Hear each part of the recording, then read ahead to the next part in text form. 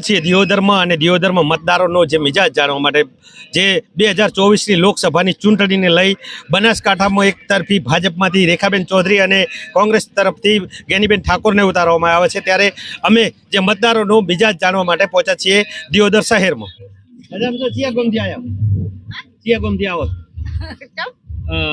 આપણે બનાસકાંઠામાં તાર ચૂંટણી ચાલે, ખબર છે કે નહીં?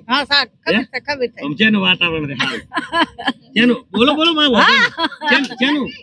જેનું વાતાવરણ છે હવે એનો હાથ ભયા ના પણ તું એક બાજુ ગેનીબેન છે ને એક બાજુ ઓલે રેખાબેન છે ભાજપ હવે તો ગેનીબેન નો ઘણો છે, અમાર ગેનીબેન નો છે એમ હવે એવું હવે ભાવને શું હવે તો ગેનીબેન ના વિસ્તાર ને હવે એમ હવે તો વોટ જેને આલજો? અમે ગેનીબેન ને દાલ છે ભયા હવે તું પહેલથી મને બનાવી લીધું હા એમ હવે તો સરસ લે હારો અમે તો ગેનીબેન ને વટ આલવાના છે એવું હા કે ગમતી શું દાદરા ના દાદરા તો વાવ તાલુકો લાગતો વાવ છે તાલુકો લાગે એમ પહેલથી મને બનાવી લીધું ગેનીબેન માટે બનાવી લીધું અને કેવું ચાલે ગેનીબેન નું વાતાવરણ અત્યારે કેવું છે? અસલ ચાલે એવું હા અચ્છા સારું ચાલે.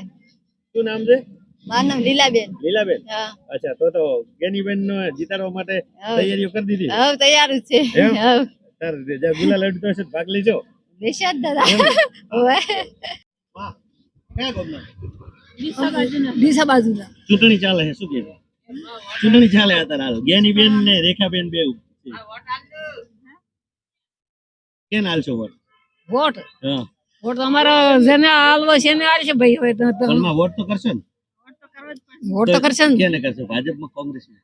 અમે તો હવે અમારે જેને કરવો છે તમને સારું કોણ લાગે અત્યારે હાલો? બધા અમારે તો હાર જ લાગે છે. ના તો ભાજપની સરકારથી કેટલો વિકાસ કર્યો એમાં? અમે તો ભાજપમાં ચાલો છે. હે ભાજપને જ વોટ હાલો છો? હોય અને ભાજપને જ હાલશો? રેખાબેન ને ઓળખો છો? ના રેખાબેન નથી ઓળખતો. તો કઈ રીતે હાલશો? બનાસકાંઠામાં તો રેખાબેન ઉભા રહે. રેખાબેન ભરે પણ રેખાબેન ને ભાલ્યા હોય તારે કઈ જેને હાલવો છે એને હાલ. ચૂંટણી ચાલે, શું કેશો અત્યારે બનાસકાંઠામાં? મને ખબર ના પડે આમાં. બા પણ બે બહેનો લડે છે, શું કેશો? ના બોલી ખબર કઈ ખબર ના. કોને વોટ કેને હાલશો? કોઈ કેને વોટ હાલશો? હે કેને વોટ હાલશો? કેને વોટ હાલશો?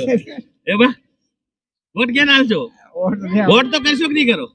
વોટ તો ગમે કે કરશે શું કરશો? કે શું કરશો? કોને કરશો? આવશે એ હે વોટ તો આવે. ચૂંટણી ચાલે છે અત્યારે લોકસભાની, શું કેશો? ભારતીય જનતા પાર્ટી તાળો હાલે ને મોદી જેવો કોઈ કામ કરે જ નહીં. મોદીજી આખા જગતમાં કામ કર્યું, કોઈ તાકાત નથી કોઈની કરવાની. બરોબર 2000 દરેક વસ્તીને આપ્યા છે, બરોબર લોકોને કામ કર્યા છે.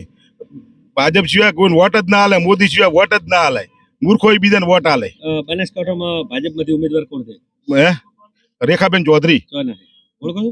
રેખાબેન ચૌધરી પાલનપુર બાજુ નથી, બરોબર એ આવે ફાઇનલ એમ ગેરંટી. અમે એને નહીં ઓળખતા, બીજેપી અમે મોદીને ઓળખાતા. રેખાબેન ભાળી ચેવી થી ભાળી નથી. અમે મોદીને ઓળખા, મોદીને વોટ હાલે, બીજા કોઈ ના હાલે. મોદી સિવાય બીજું કોઈ ચાલે જ નહીં. સરકારની યોજનાઓનો લાભ મળે બધા ટોટલ મળે. કો હમણાં હંચા ને બંચા ટોટલ વસ્તુ મળે નહીં.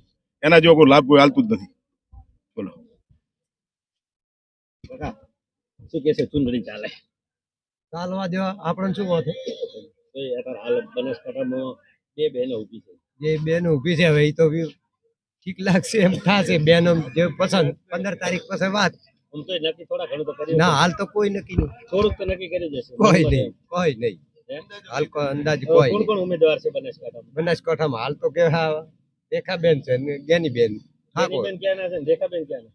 રેખાબેન તો પાલનપુર નો. ગેનીબેન તો અમારે આભર તાલુકાના જ છે. તો પાડોશી તો છે ને? પાડોશી તો લમણો રાખશો ને?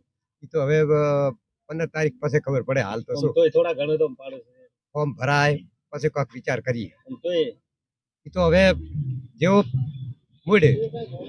હા તો કોને હાલશો?